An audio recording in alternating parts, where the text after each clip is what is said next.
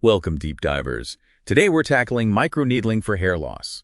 There's a lot of buzz, right? We want to cut through that noise, give you some surprising insights like maybe skipping those pricey PRP treatments, and really practical advice for androgenetic alopecia. Absolutely. Microneedling isn't just hype, it's a genuinely potent treatment. There's good science behind it, but, and this is key, getting those results and doing it safely really hinges on understanding how it works and, following the evidence. That's what we'll break down. Okay, so let's start there. How does poking, tiny holes in your scalp actually encourage hair to grow?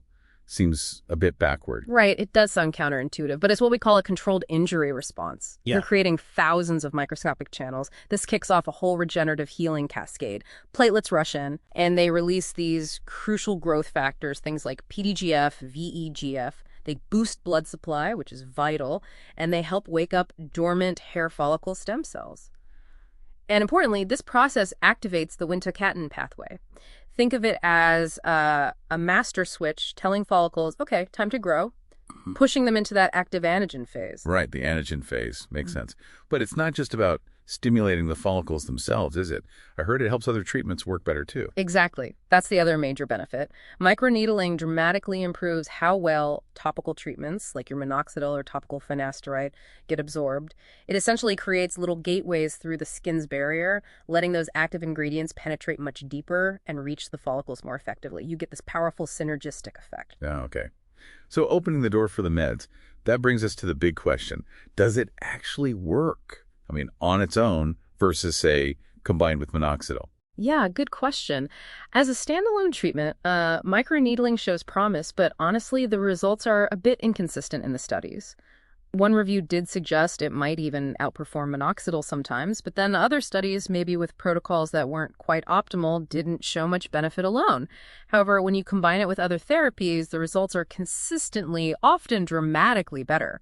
Overwhelmingly positive, really. So combination is key. What's considered the gold standard combo then? Well, the standout is definitely microneedling plus topical minoxidil. There was a landmark study back in 2013, Durat and colleagues. Right, I think I've seen that one cited. Yeah, it's key. They found weekly 1.5 millimeter microneedling with daily minoxidil-boosted hair count by about 91 hairs per square centimeter. Minoxidil alone, only about 22. Wow, that's a huge difference. Huge. And get this. 82% of people in that combination group felt they had more than 50% improvement.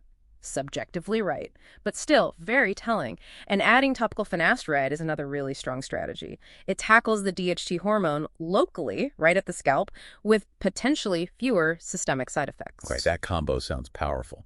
But what about adding PRP, platelet-rich plasma? You hear about that a lot, often combined with microneedling. Yeah. And it's expensive. Right, it is. And here's something surprising, perhaps. There was a really well-designed study, a split scalp one, where they compared microneedling alone to microneedling plus PRP on the same person.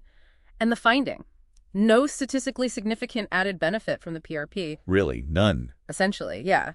It strongly suggests that the microneedling itself is doing the heavy lifting in that combo, making it a much, much more cost-effective approach than adding PRP on top. That's fascinating and potentially saves people a lot of money. Okay, so we know it works, especially in combination. Let's get practical. How do you actually do it? Needle depth, how often, what device? Okay, let's break down the protocol. Needle depth is absolutely critical, and it depends on your goal. Very shallow depths, like 0.25 millimeters, maybe 0.5 millimeters, are mainly just enhancing the absorption of your topicals, making those gateways we talked about. But if you want that direct stimulation, that regenerative effect on the follicle stem cells, which sit about 1 marrow to 1.8 millimeter deep, you need to go deeper. Generally 1.0 millimeter to 1.5 millimeters, the effective range cited in studies. And you might adjust that based on where on the scalp. Exactly. The scalp isn't uniform thickness, so maybe a bit shallower, like 0.5 to 1.0 millimeter on the thinner skin of the hairline, and deeper, 1.0 to 1.5 millimeters on the crown or vertex where the skin is typically thicker. And the device matters too, right? Right. Dermarollers versus pens, there's this penetration equivalence idea. Yes, absolutely crucial difference. A dermaroller needle might say 1.5 millimeter, but because the needles go in at an angle as you roll, the effective vertical depth is less. That 1.5 millimeter roller might only be giving you an effective depth similar to setting an automated pen to maybe 0.8 millimeter or 1.0 millimeter. Ah, okay. So pens are generally better. Generally, yes, especially for at-home use. Pens insert needles vertically, giving you much more precise, consistent depth. Plus, hygiene is a big factor.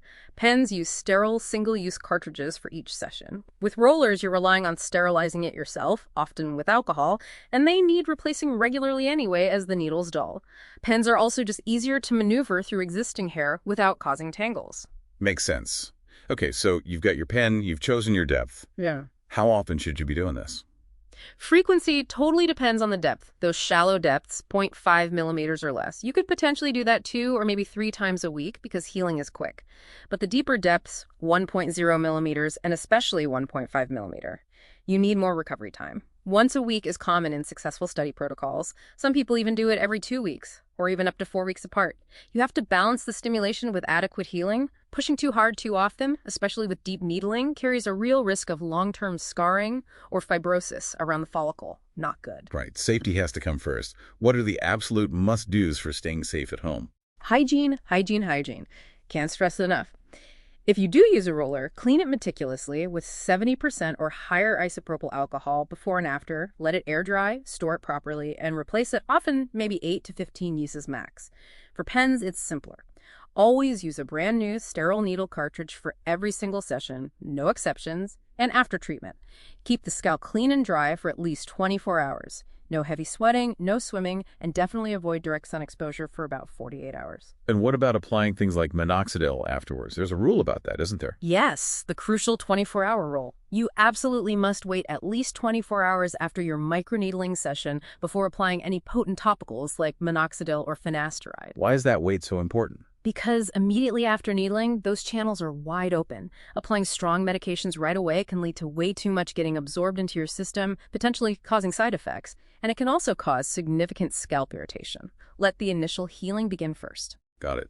24 hours, minimum wait. Lastly, who should maybe not try microneedling, and what are the real long-term risks if you overdo it? Definitely best to talk to a dermatologist before starting, especially if you have any underlying health issues. Contraindications include active skin infections or conditions on the scalp like psoriasis or eczema, bleeding disorders, if your immune system is compromised, if you have a history of keloid scarring, if you've recently used isotretinoin, Accutane, or if you're pregnant or breastfeeding. And that long-term risk we touched on is perifollicular fibrosis, scarring around the follicles from being too aggressive or too frequent with deep needling. It can actually damage the follicles permanently. So caution and follow guidelines is key. Okay, so wrapping up, microneedling offers this really interesting dual power stimulating growth and boosting treatments for AGA. But it's clear that success really depends on being informed and using a smart, personalized approach. Exactly. Understand the depth you need, balance the frequency with proper recovery time, choose the right device for you, be meticulous about hygiene, and always, always respect that 24-hour rule for topicals. Patience and consistency, like with any hair loss treatment, are absolutely vital. So here's something final to mull over. How can truly understanding why the specific mechanisms behind how your chosen hair loss treatments work empower you to stick with them and maybe achieve even better, more sustainable results?